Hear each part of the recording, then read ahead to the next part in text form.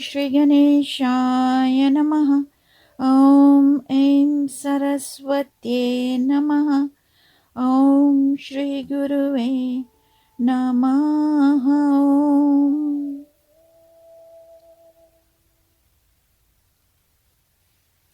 My humble Sashtang pranams at the holy lotus feet of Pujya Gurudev, Pujya Shri Swami Jyotirmayananda Ji Maharaj of Yoga Research Foundation, Miami, Florida. Pujya Gurudev, thank you for translating Katha Upanishad into English, the mystery of the soul. Blessed Self, adorations.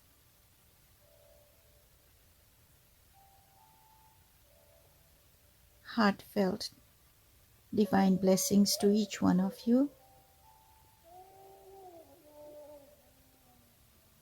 as we thank Gurudev for what he has given to us.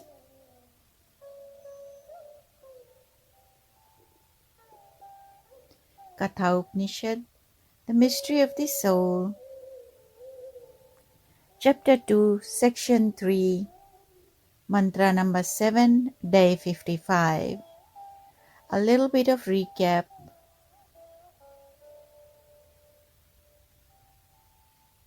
Of mantra number 6.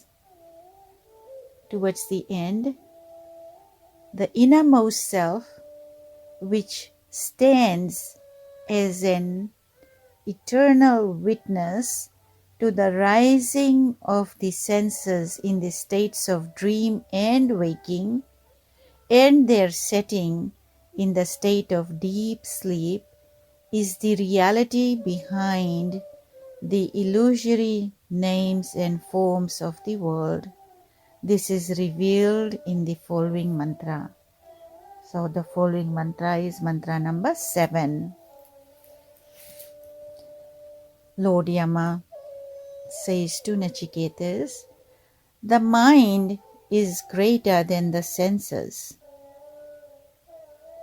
Greater than the mind is the intellect predominated by sattva. Sattva is purity. And still greater than intellect is the cosmic mind, which is the great Atman, the great soul. But even greater than the cosmic mind is the unmanifest nature, which is Maya. So it's unmanifested, it's there, the Maya, the illusory part of it.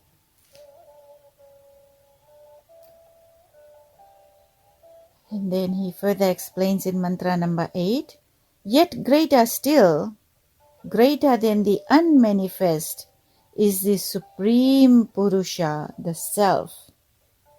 That means the Brahman, who is all-pervading and beyond all characteristics designed by the concepts of the mind.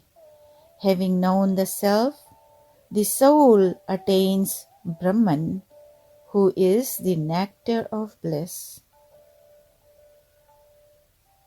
And he continues in mantra number 9, that the self cannot be seen by the eyes. That means the self cannot be seen by the senses. But with the mind engaged in intense meditation on the self, a yogi knows that self even within his purified heart.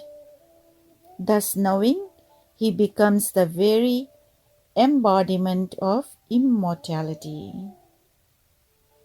So Gurudev further explains here all the mantras. It has been explained before that the objects of the world are evolved out of the subtle tanmatras, and tanmatras are the root elements. The sense or the senses in which the subtler forms of tanmatras or these root elements are involved are higher than the objects. So at the surface level, let's think of water.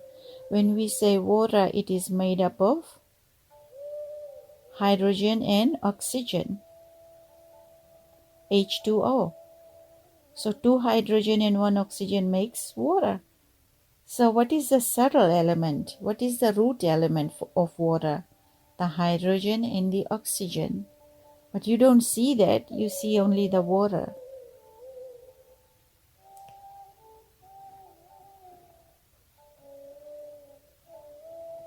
The senses in which the subtler forms of tanmatras are involved are higher than the objects. The mind is a still higher analysis of the senses. So mind is higher than the senses. So you can draw a chart to understand better. This includes, so these senses includes ahamkara tattva, that means the ego principle. The ahamkara tattva involves, or ahamkara tattva, ahamkara, the ego principle, evolves out of the cosmic mind. And the Sanskrit word is mahat. Cosmic mind is mahat.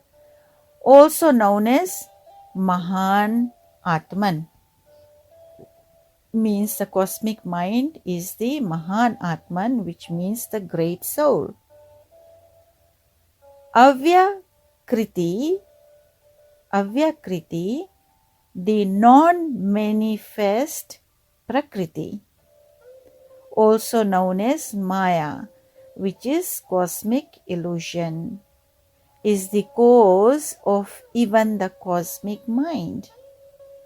The self, however, is the substratum of Maya, and the absolute reality which permeates as well as transcends all planes of existence.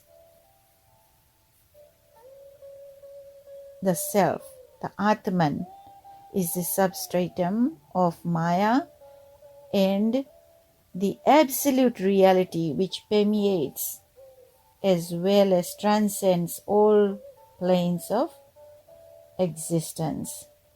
So Maya, which is the cosmic illusion. The innermost self that is discovered by a yogi is detaching himself from the body, mind, and senses. So our self, the Atman, can be discovered when we go into meditation, not only one time, over and over repetition, with success in meditation, going to higher and higher levels, beyond the body, mind and senses. Only then the self is realized as the basis of the entire universe, composed of diverse planes. When the heart is freed from the impurity of dualistic vision by the attainment of intuitional wisdom, a yogi becomes immersed in bliss. He becomes the very embodiment of immortality. When the feeling comes that the Atman and Paramatman have now united and they're one, all illusions are gone. So having described the method of Samkhya, the following mantras describe the method adapted by yoga for attainment of self-realization. So all this while we were talking about Samkhya, which means the knowledge path, the path of the knowledge, the deep knowledge. Mantra number 10. When the senses are withdrawn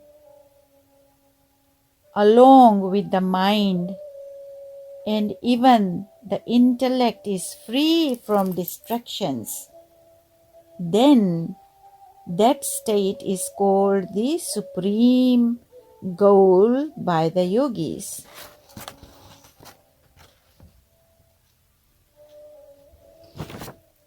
So that was mantra number 10. And mantra number 11. Steadying means making it steady. Steadying of the senses and the mind is called yoga, or uniting the two. Then a yogi becomes very cautious, because the state of yoga, which is steadiness, comes and goes. So it's not there continuously. Those who are climbing the ladder, the period can be longer and longer, the more and more it is practiced. So a yogi adapts the 8 limbs of yoga. So this is important when you come to Hatha Yoga. If whichever aspirant follows these 8 limbs of yoga, if they follow all these, then they reach the higher states. Whereas those who take Hatha Yoga as an exercise only, many go there not about following these 8 limbs of yoga, but they go there to lose weight or to tone their muscles. So that is just an exercise. But nonetheless, all the poses also does work on the nerves, and eventually, but slowly, some spirituality from the inner core sprouts, and it does work on the 8 limbs. So the first is Yama. Yam are the observances. Niyama are the restraints. So Yama and Niyama. So Yama is don'ts. You do not do that. Niyamas are the do's, those that you do. Like Niyama is like taking shower every day, doing your abhishekam every day, doing your mantra japa every day,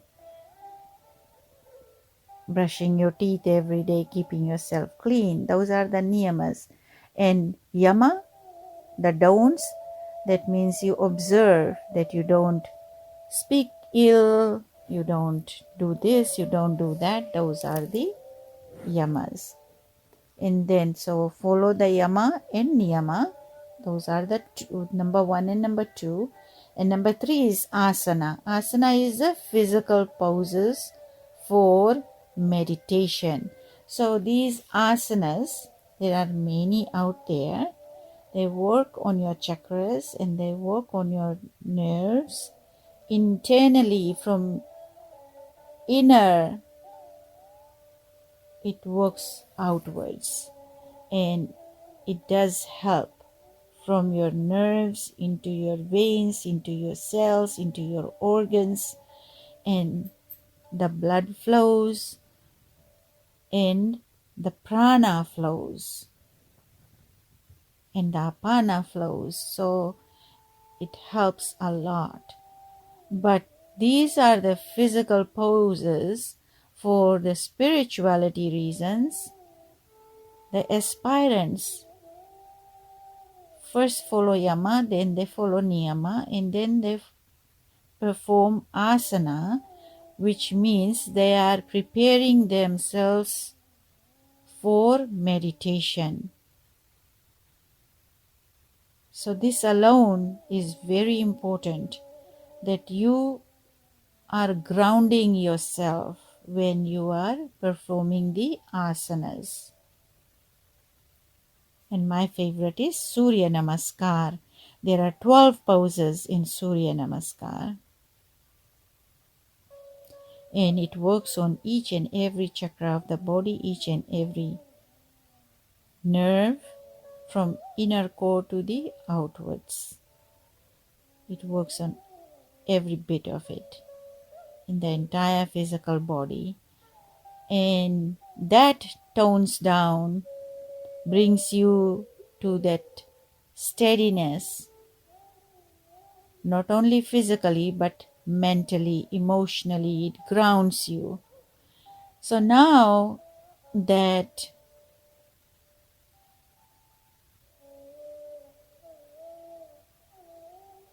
you have performed all the asanas, then your blood also has cleansed, and then you have inhaled so much oxygen and your blood is now flowing better, prana is there working, and then the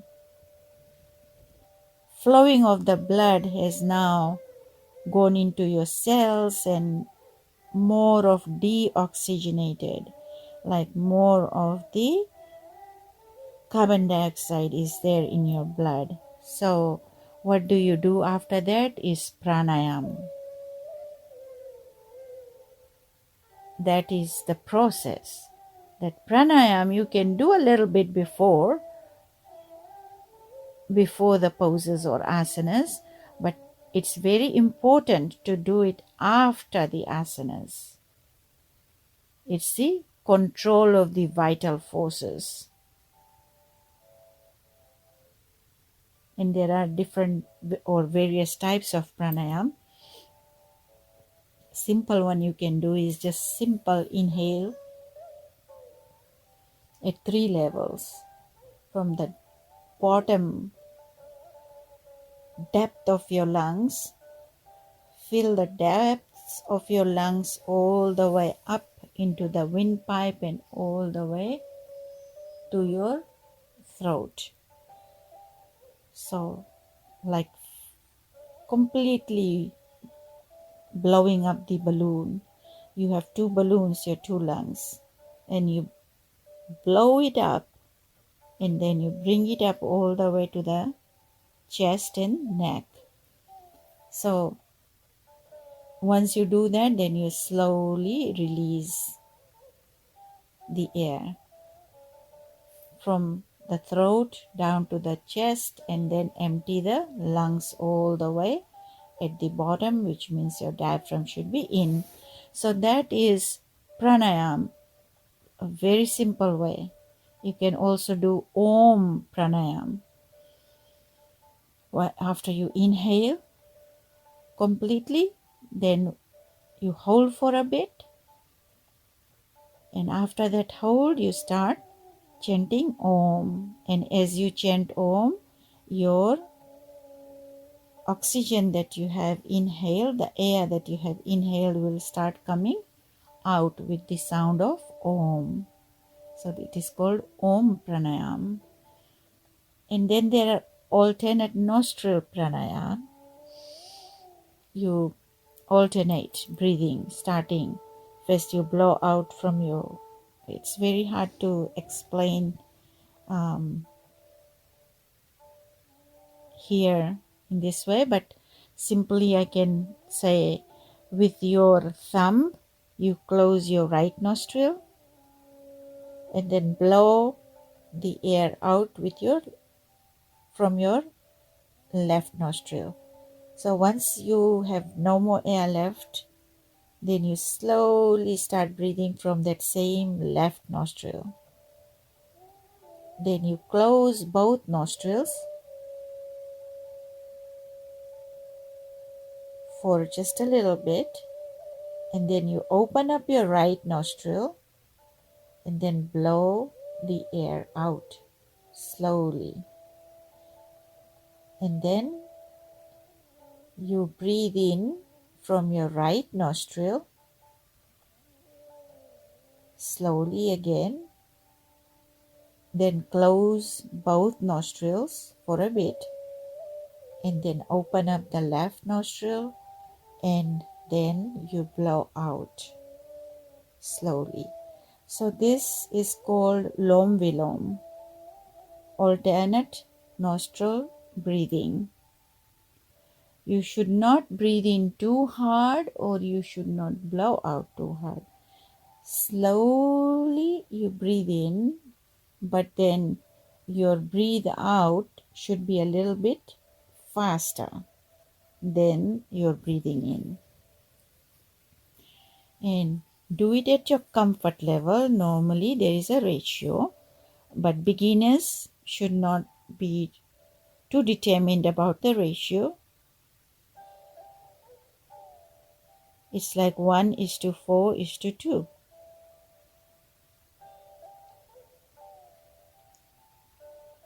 2:8:4. So I would still suggest that if you do want to try even your both nostril breathing in and both nostril breathing out or alternate nostril, you should do it by your pace, because once you can breathe in, you breathe in. Once you can hold up to a second or 2 seconds, each person is different, and then breathe out slowly as you can. Again, here it's more important to just do it rather than saying I can do it for this long. You'd hear people saying I can hold my breath for this long, I can do this many pranayams. So don't be in competition. Yoga is not about competition. And again, yoga means uniting, yoke. So you should be able to connect your inner self with the supreme consciousness. Be in bliss during all these, during asanas and also during pranayam. So after pranayam, then you sit comfortably and follow pratyahar. Pratyahar is withdrawal of senses. Then you ground yourself, you say, I am here, me, my Guru, and my God. No disturbance, no other thoughts, no monkey mind. So pratyahar, withdraw your senses, and then dharana. What is dharana? Dharana is concentration. Again, dharana and dhyana. Dhyana, after dharana, then dhyana, which is dhyana is meditation. So dharana is concentration, means in between you will feel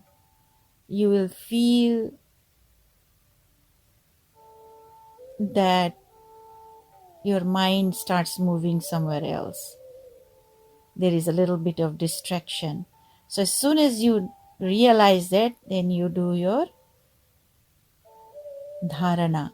Means I always explain by saying, just like your kite, you are flying a kite and your kite starts coming down, what do?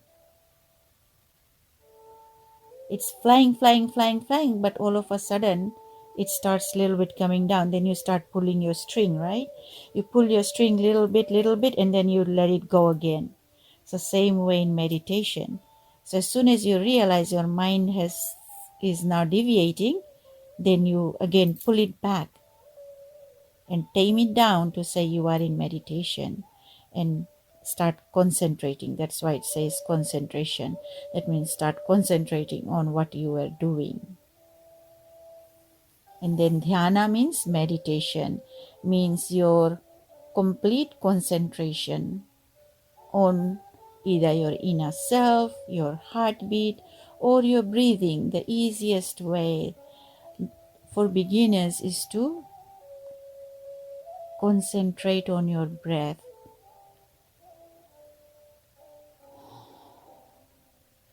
So slow breathing and holding and slow exhaling. So slowly inhale, hold, and then slowly exhale. But make sure your spine is straight and your chin parallel to the ground. Your shoulders are not like hanging toward forward. Like you are sitting in an upright, you can sit on the chair. You don't have to sit on the ground, but as long as you are comfortable. And then when you concentrate on a flower, say you concentrate on the candle flame in between your eyebrows, first you can also apply tratak. Tratak means have your eyes opened, look at it, have a very good vision, and continue to look without closing your eyes to the point you can. And then slowly, when your eyes are getting tired, sometimes the tears start coming, then you slowly close your eyes and you will be concentrating or having a vision of that same item or candle flame or your favorite flower. You'll see it in between your eyebrows. You might see it for a moment and it starts going away. But then slowly you bring it back. You bring that vision back. And when you are concentrating on your breath, you will also see some lights. But this has to be practiced every day, even for 5 minutes every day. And slowly you increase. If you cannot do any asana, it's okay. You do a little bit of exercise. And this is all about whether you are a youth or elderly. Do not do anything that will harm your limbs, or that is why it's called gentle yoga. We just have to do everything very gently. So after dharana or concentration, then dhyana, you're performing the meditation, and then samadhi. After a long time, lot of experience, then yogis reach the state of samadhi. That means super consciousness. That means they are in meditation for a longer period. They totally are in bliss and lose everything else around them. They don't remember all those at that moment. So even this samadhi too, it's just can be very momentarily, and then you are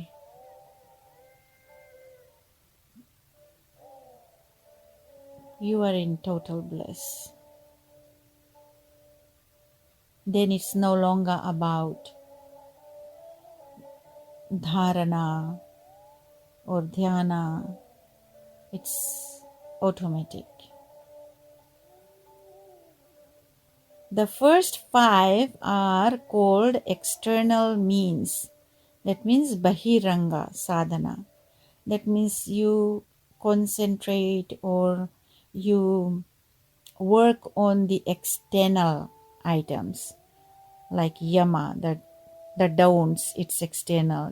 Niyama, it's again, do's are again external. Asana, the postures or physical poses, they are again external. Pranayam, again external. So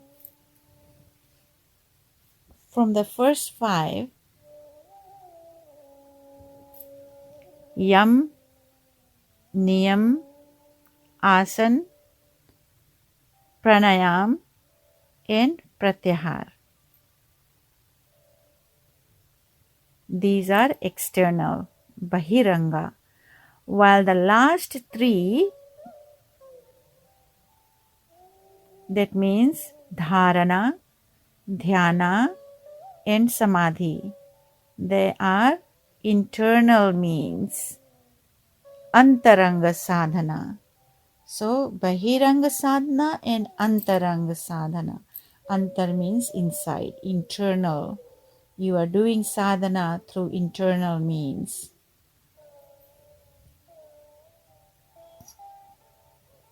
When the mind and senses are completely withdrawn, the chitta or the intellect becomes still like the lake without waves. Then a yogi, having discovered himself existing without any association with the thought waves, abides in his essential nature, which is the self. So sometimes it can be long and sometimes it can be very short period. That feeling, that internal, like you have lost everything. However, the practice of concentration, meditation, and samadhi must be carried on with increasing mental vigilance. The vision of the self that shines forth during samadhi is obstructed by the outgoing tendencies of the mind. We have to be very cautious about our mind because it can play tricks. A yogi must continue to practice yoga until these outgoing impressions of the mind are overcome by the impressions of nirvikalpa samadhi, that means the highest form of the super consciousness. So those who are very high level yogis meditate for a long period of time and daily. They are just in their process somewhere in the jungles or at home or in an ashram. They reach that state very quickly, and there's history where days and days they are in that nirvikalpa samadhi. High level yogis, sadhus.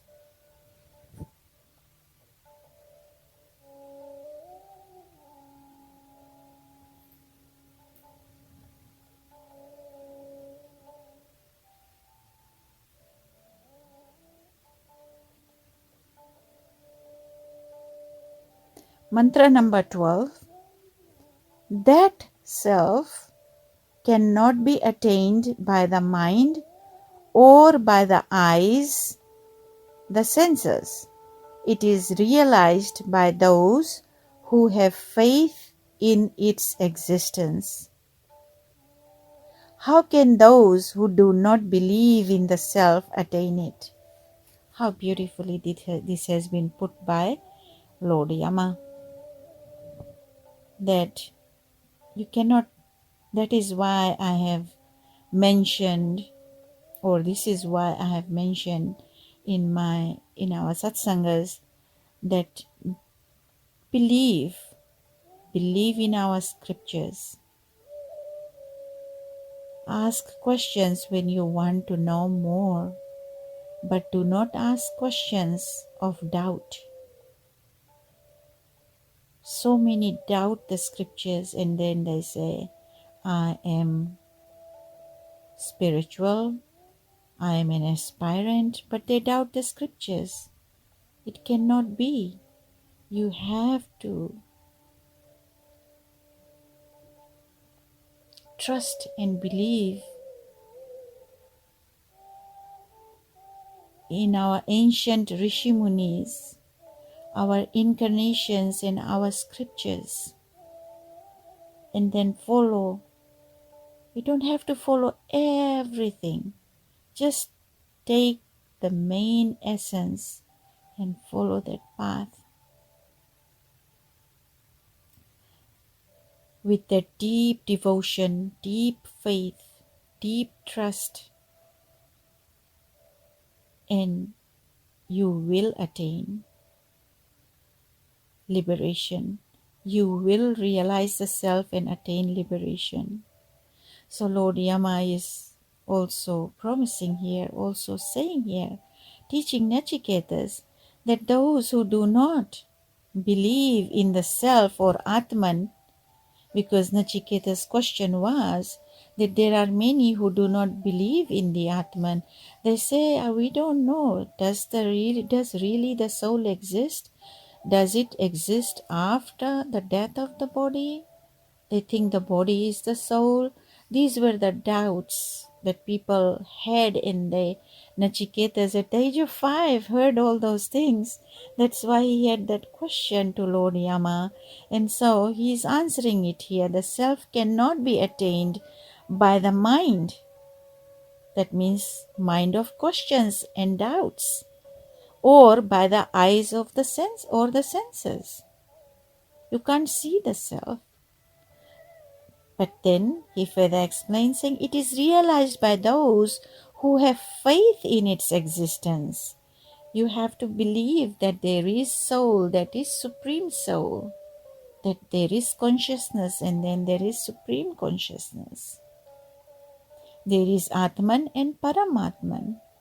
There is mind and cosmic mind that drags you towards the other side. But that same mind, if you think positive, it can drag you to the positive side and help you realize the self. Then further, Lord Yama is saying, how can those who do not believe in the self attain it? How can they realize the self if they do not believe in it? Very nicely explained here by Lord Yama. And then another, Gurudev says, another most important feature of spiritual movement is Shraddha. Shraddha means faith. If a person is endowed with intense faith in the innermost self, in the scriptures, in the divine reality, and in the goal of life, which is liberation, if you have that deep faith that I can be liberated in this very life, and you deeply have faith in our scriptures and follow the path, you will attain liberation. So, in the goal of life, all these, then he is bound to succeed in the practice of meditation and samadhi, as well as in the practice of spiritual inquiry of who am I? So faith is an expression of a purified intellect which begins to reflect the deeper truths of spiritual life and does not depend upon the functions of the reason for its support. However, it does not contradict reason. Rather, it brings reason to its spiritual fulfillment. Om Shanti Shanti Shanti. Harihi Om Tat Sat. With humble Sashtang pranams at the holy lotus feet of Pujya Gurudev, Pujya Shri Swami Jyotirmayananda Ji Maharaj, I bow down to him, and may his blessings shower upon each one of you, each aspirant, and their near and dear ones. And may you all, after this satsanga, after going through this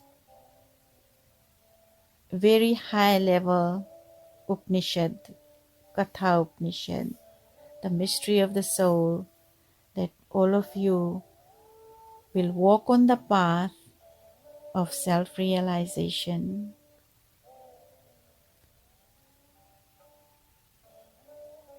We will continue to mantra number 13 in our next session.